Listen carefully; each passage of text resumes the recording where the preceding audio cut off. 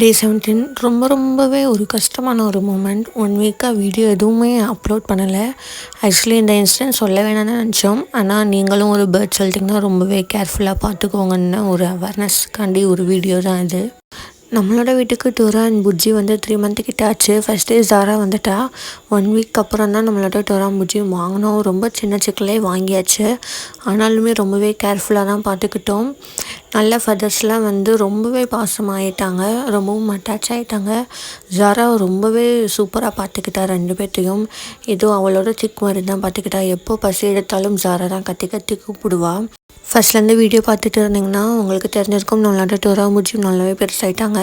Feathers எல்லாம் நல்லாவே வளர்ந்துருச்சு. ஆனால் நாங்கள் நினச்சி கூட பார்க்கல இவ்வளோ ஹைட்டாக பறந்து போவான்னு. ஆக்சுவலி புஜ்ஜி பறந்து போயிட்டா.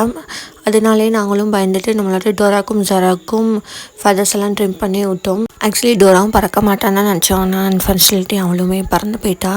ஈவினிங் போல் சவுண்டு கிட்டுச்சு. எப்படியாவது வீட்டுக்கு வந்துடுவான் தான் பார்த்தோம். ஆனால் வரவே இல்லை. நம்மளோட காக்டெயில் சிக்ஸு என்னென்ன ஃபுட் கொடுக்கலாம், எப்படி மெயின்டைன் பண்ணலாம் தான் ஸ்டார்டிங்லேருந்து வீடியோலாம் அப்லோட் பண்ணிகிட்டு இருந்தோம். ஆக்சுவலி 2 பேருமே பறந்து போயிட்டாங்க. சரி, நம்மளோட ஜாராவது ரொம்பவே கேர்ஃபுல்லாக தான் பார்த்துக்கிட்டோம். நம்மளோட ஜாராக்குமே வெதர்ஸ் எல்லாம் நல்லாவே கட் பண்ணி தான் இருந்துச்சு. ரொம்பவும் ஹைட்டாலாம் பறக்க முடியாத அளவுக்கு வீட்டுக்குள்ளே தான் தெரிஞ்சுட்டு இருப்பாள்.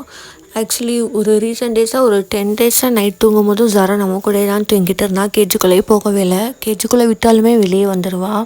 சரி, ஓகே, நம்ம கூட தானே தூங்குறான்னு சொல்லிட்டு அசால்ட்டாக பெட்ரூம்லேயே வச்சுட்டு தூங்கியாச்சு. ஒரு 5 டேஸ் முன்னாடி திடீர்னு பார்த்தா நம்மளோட ஜாராவை காணா. வீடு ஃபுல்லாக தேடி பார்த்தாச்சு, காணா. எங்கே போனால் என்னன்னானே தெரில. ஜாரான்னு கூப்பிட்டும் பார்த்தோம். ஆனால் எந்த சவுண்டுமே இல்லை. ஆக்சுவலி ரொம்பவும் ஹைட்டாகவும் பறக்க முடியாது. ஏன்னா அவளோட ஃபெதர்ஸை நம்ம ட்ரிம் பண்ணியாச்சு. ஆனால் எங்களுக்கு ஒன்று தோணுச்சு, நம்ம வீட்டில் இருக்க குள்ளநெறி தான் தூக்கிட்டு போயிருப்பாங்களோன்னு. ஆனால் குள்ளநெறி தூக்குறதுக்கு சான்ஸே இல்லை.